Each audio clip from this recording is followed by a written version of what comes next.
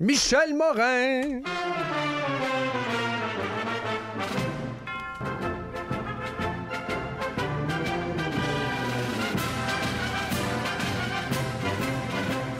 Bon lundi, Michel, comment ça va? Ça va très bien, mon cher Dominique. Il me faut, en ce 7 octobre, oui. Pluvieux, oui. Gris. maussade.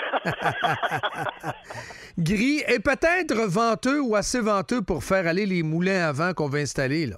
Ça, on n'est pas sûr. Justement, je veux vous en parler ce matin des moulins à vent. Vous vous souvenez que lors de la dernière campagne électorale, Oui. François Legault déchirait sa chemise contre un projet d'éolienne, un parc éolien près de Port-Cartier. Plus spécifiquement, le projet Apuiat, avec Boralex et les Premières Nations. Et puis, le lendemain de son élection, il nous avait dit qu'il y avait 12 projets, là, où il songeait à résilier les contrats. Eh bien, ce matin, je pense, malheureusement, qu'on assiste à une autre promesse brisée de la CAQ. Parce que j'ai identifié 3 projets où on s'apprête à aller de l'avant, où on va construire encore des parcs éoliens. Ils ne coûtent sans doute pas assez cher, n'est-ce pas? Le parc, ils portent tous d'ailleurs des noms très romantiques. Dans la Montérégie, on appelle ça le parc éolien des cultures. Au Saguenay, on appelle ça le projet de Belle-Rivière, puis aux îles de la Madeleine, le projet éolien des dunes. Le problème, c'est que les Québécois, vous et moi, on va payer pour une électricité dont on n'a pas besoin, qui va coûter très cher, 12 cents, 13 cents, 15 cents le kilowattheure. C'est énorme. On a parlé la semaine dernière. Oui, des éoliennes américaines qu'on va te pogner pour... Oui, ils produisent à 4, 5 et 6 cents le kilowattheure. Nous autres, on est rendu qu'on achète au Québec des nouveaux projets éoliens, mine de rien, personne n'en parle, qui vont être facturés sur votre facture. C'est pas Hydro-Québec qui perd de l'argent, c'est vous autres qui payez trop cher. Oui. Au lieu de payer 5 ou 6 cents ou 3 cents pour l'énergie patrimoniale, vous allez payer 12, 13 et 15 cents. C'est énorme. Et si on met ça sur des contrats indexés sur 20, 25 ans, ça fait des centaines de millions. Pourquoi, Michel? Pourquoi on fait ça? Ben justement, j'ai demandé vendredi à Claude Potvin et à Samuel Lachance, 2 attachés politiques du cabinet de Jonathan Julien, que vous connaissez bien à Québec. Oui. Je leur ai demandé des explications. Mais qu'est-ce que c'est cette histoire? Qu'est-ce que c'est cette façon de faire alors que vous nous aviez laissé entendre tout le contraire pendant des mois, sinon des années? Eh bien, je n'ai pas eu le droit à une réponse. Donc, ils vont de l'avant, c'est inscrit dans les livres, et ça va nous coûter les yeux de la tête, des parcs inutiles. On apprenait la semaine dernière... Est-ce que c'est un geste politique, avant que tu continues, dans le fond, faire travailler les gens dans les régions? Il y a des compagnies de fabrication de pales, par exemple, Michel. J'essaie de trouver la raison pour laquelle... Il y a une raison politique rattachée à ça. Il n'y a pas de raison. C'est trop coûteux. Ça ne fait aucun sens. Ça fait aucun sens. Ça ne fait aucun sens. Au moment, Dominique, où Hydro-Québec fait passer l'eau au-dessus de ses barrages parce qu'on ne peut pas la turbiner, faute de vente au Québec, faute de vente à l'exportation, est-ce que ça peut être plus clair comme débat? Mais non, on a des centrales hydroélectriques d'énergie propre et renouvelable qui tournent à vide, puis pendant ce temps-là, on construit des éoliennes dont les turbines vont être importées du Danemark ou de l'Allemagne. Voyez-vous, ça n'a aucun sens d'avoir ça. Et rappelez-vous toujours un petit chiffre très simple. Là. Oui. C'est que votre facture d'électricité, à cause des parcs éoliens, a augmenté de 10 % au cours des dernières années. Si vous n'aviez pas eu les parcs éoliens, votre facture actuelle là, serait de 10 % moins élevée. Et puis j'ouvre ici une parenthèse sur le parc qu'on veut construire aux îles de la Madeleine. Hydro-Québec est déjà engagé à construire un câble sous-marin de 225 kilomètres de long. C'est la distance pratiquement entre Montréal et Québec, ça. Eh bien, on va construire ça au coût de plus de 500 millions de dollars. Et là, on installe des éoliennes qui vont faire quoi après l'arrivée de l'électricité d'Hydro-Québec directement par câble sous-marin en 2025? Ça va virer dans le vide. Ben voilà. Alors, voyez-vous, c'est un dossier extrêmement contradictoire qui ne s'explique pas, tout simplement. Et le scandale se poursuit.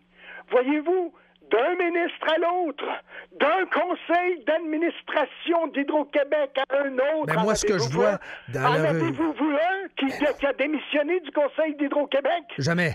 Avez-vous vu une opinion dissidente, une, à la Régie de l'énergie contre ce scandale, cette histoire d'horreur? Moi, quand j'ai été au CRTC comme commissaire, j'ai produit 15 opinions dissidentes. J'ai dit que je n'étais pas d'accord. Comment se fait-il que les commissaires, les régisseurs à la Régie de l'énergie sont silencieux sur tout ça? C'est les Québécois qui paient, c'est vous et moi. Puis là, on sait qu'au niveau de la construction des centrales hydroélectriques, on nous a dit ça la semaine dernière, on peut honorer des contrats qu'on ne signe pas avec le Massachusetts, avec l'État de New York, sans avoir à construire de nouvelles centrales. Puis pendant ce temps-là, ben, on construit des parcs éoliens. Je pense que j'ai une réponse un peu. Je vais me tester. Je vais tester ma réponse. Tu l'évalueras, Michel. Ça vaut ce que ça vaut. Mais quand même, je suis en train de glaner la revue de presse. 13 janvier 2017, Québec investit 5,7 millions dans une usine de pales d'éoliennes. Alors que vous voyez Dominique Anglade qui inaugure ça, la compagnie LM Wind Power Canada, une entreprise de Gaspé. Tout à fait. Donc, pour faire travailler du monde, on dit 265 emplois seront créés. Est-ce que vraiment 265 emplois ce matin? Je ne suis pas sûr. Déjà là, c'est une compagnie danoise, n'est-ce pas? Et contrairement à d'autres projets, je dirais qu'elle, au moins, a commencé à livrer la marchandise. Mais on veut faire travailler le monde, j'ai l'impression, oui, Michel. Oui, c'est ça qui arrive. Elle, cette compagnie-là, oui. elle réussit à exporter sur les marchés extérieurs. Ce qui n'est pas le cas de plein d'autres entreprises qu'on a installées en Gaspésie, sous le prétexte qu'il fallait produire en Gaspésie, loin de tous les marchés nord-américains. Marmen, par exemple, de Trois-Rivières, a dû construire une usine pour fabriquer des tours d'éoliennes. Mais c'est pas... On peut pas exporter à partir de la Gaspésie pour eux, c'est trop loin des marchés. Donc, ils ont acheté, après avoir été favorisés par l'abonné d'Hydro-Québec sur sa facture, eh bien, Marmen a acheté des usines aux États-Unis pour rencontrer la demande du marché aux États-Unis, mais pas à partir de Matane, à partir des États-Unis. Voyez-vous, c'est toute la politique de subvention, d'achat local quand on est loin des marché.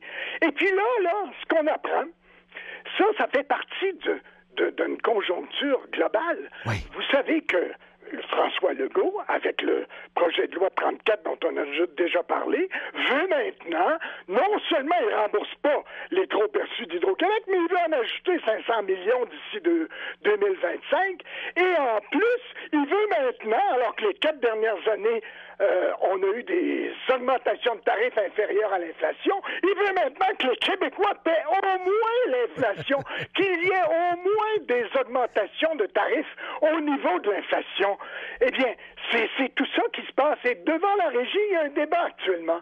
Savez-vous que Hydro-Québec, j'ai la lettre datée du 3 octobre, qu'Hydro-Québec maintenant engage à peu près la firme la plus coûteuse d'avocats au Canada, la firme Osler, pour se battre contre vous, mon cher Dominique, pour vous empêcher d'obtenir une réduction de vos tarifs de 4,9 %.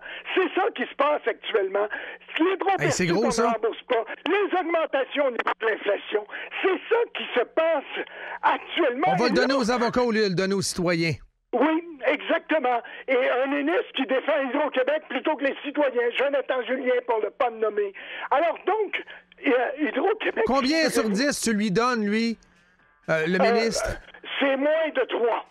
Alors, Et- évidemment, c'est le ministre, n'est-ce pas, qui veut augmenter le pourcentage d'éthanol dans vos voitures, là, hein, à 15 qui risque, d'après ce que j'ai lu, d'endommager vos véhicules. C'est toujours le même ministre, Jonathan Julien. Je continue. Osler, le cabinet d'avocats d'Osler. Oui. Savez-vous qu'est-ce qu'ils demandent? Là, maintenant, ils veulent choisir les commissaires, les régisseurs à la Régie de l'énergie. Ils ont nommé trois régisseurs. Ils veulent pas qu'ils soient désormais, qui ne se penchent pas sur ce dossier d'une baisse de 4,9 des tarifs. Alors, c'est dans ce monde-là qu'on est actuellement. Donc, Hey, Michel, avant de te laisser, parce qu'on est sur le bord de la porte, avant de te laisser, 2 mots quand même sur un des tweets des dernières heures.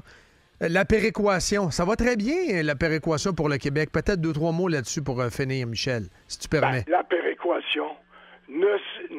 S'il n'y avait pas de péréquation, on enregistrerait probablement à peu près les déficits les plus élevés de notre histoire. Au cours des 3 derniers mois dont on a les chiffres, la péréquation a augmenté au Québec de 12 Alors, évidemment, on est plus que jamais des quêteux et on se permet de subventionner, d'acheter directement par décret et de les mettre sur notre facture des parcs éoliens dont on n'a pas besoin. Complètement fou. Merci, Michel. Merci.